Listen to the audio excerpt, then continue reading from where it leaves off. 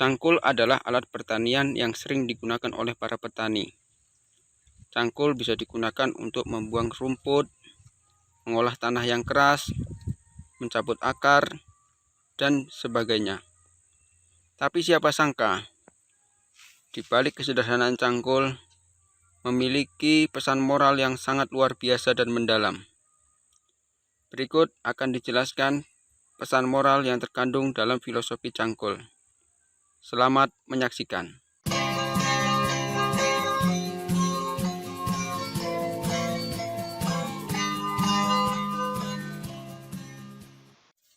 Ini adalah bagian pertama ya teman-teman.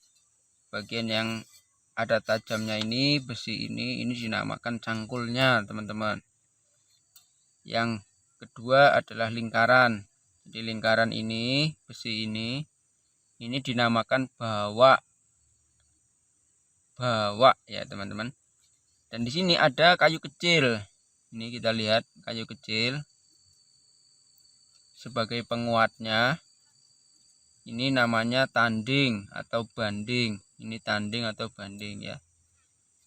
Dan yang terakhir kayu pegangan ini teman-teman. Kayu pegangan ini dinamakan doran. Langsung untuk yang pertama ya teman-teman, kita lihat cangkul.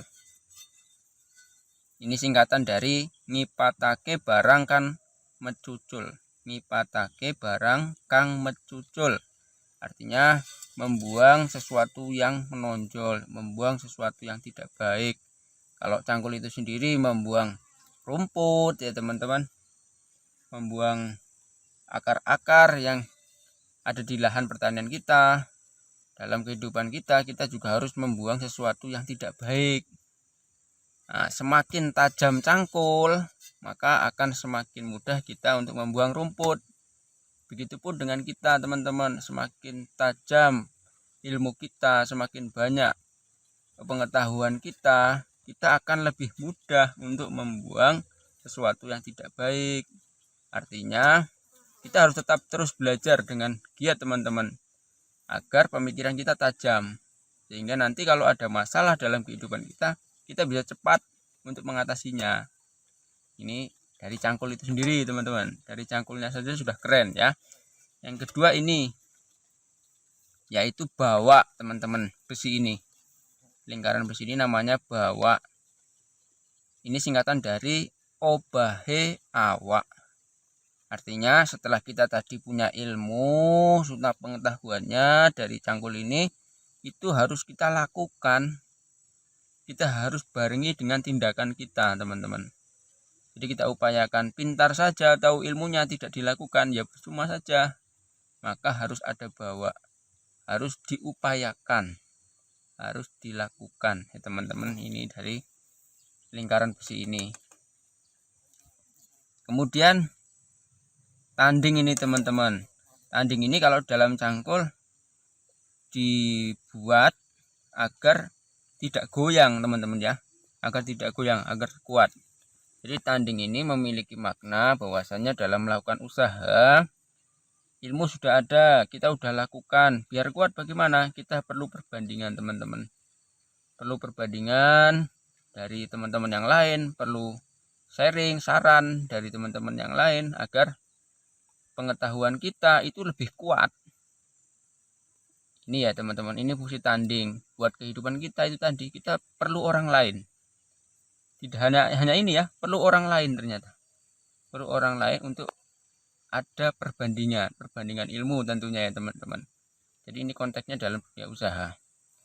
Dan yang terakhir ini, yang kita pegang ini, yang kita pegang dengan erat. Ini kita pegang dengan erat kalau cangkul ini ya.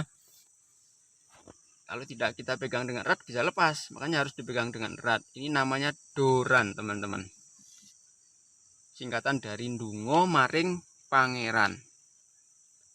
Jadi terakhir sekali ini, tapi ini yang paling penting. Setelah kita tahu ilmunya, kemudian kita upayakan, kita sudah sharing sama yang lain. Terakhir kita harus menyerahkan semuanya kepada Allah Subhanahu wa taala teman-teman.